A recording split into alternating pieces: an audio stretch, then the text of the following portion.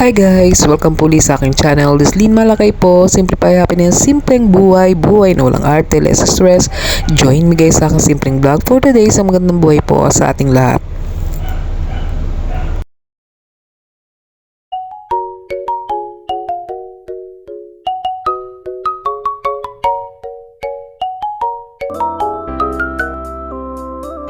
So ito nga, yan guys, good morning guys. So ayan, paalis po kami.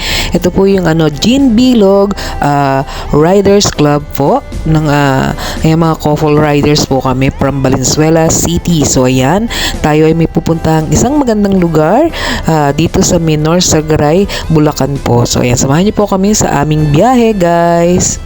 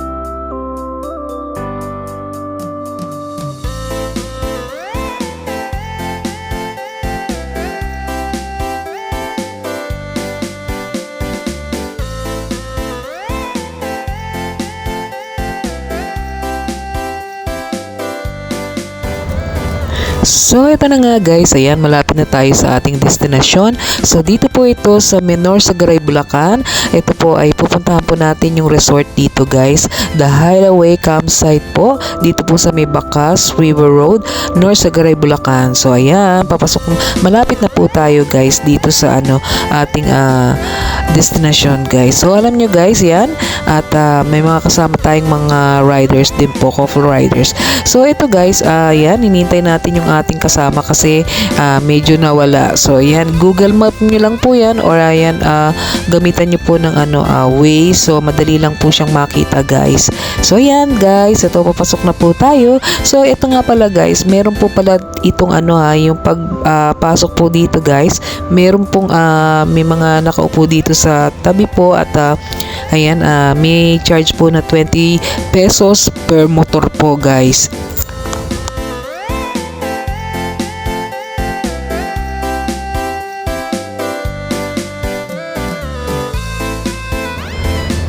At eto na nga po, nandito na nga po tayo sa Hideaway Campsite. Dito po yan sa may Bacas River Road, River Road, North Sagaray, Bulacan po. So ayan, napakaganda guys. So ayan. So eto guys, pag nyo rito guys, maluwag po ang parking. So ayan, kumukuha po ng cottage yung aking mga kasama. At ang entrance po ay 70 pesos. So yun, 70 pesos.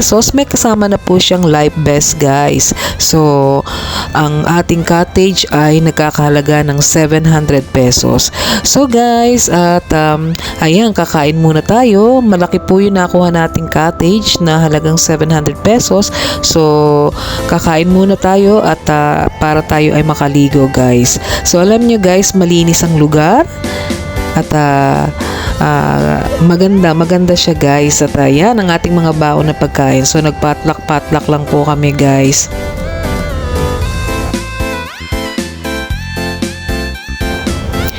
Dito guys,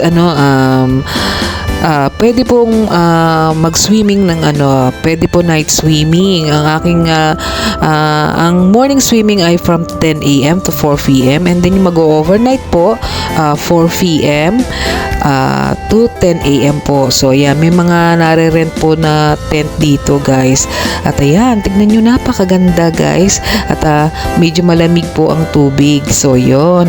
At ayan, may life vest po tayo guys. So ang ganda guys, sulit yung dito guys. Kasi yung mura lang ng entrance, biruin nyo 70 pesos. May kasama ng life vest. So ayan guys. So medyo ayan, natatanaw din yan doon sa ating cottage guys. At Sunday po ito at ayan, medyo marami ang tao. Pero okay lang po kasi yan ang ganda po talaga. At malinis po ang lugar, malinis po ang CR, malaki po ang parking.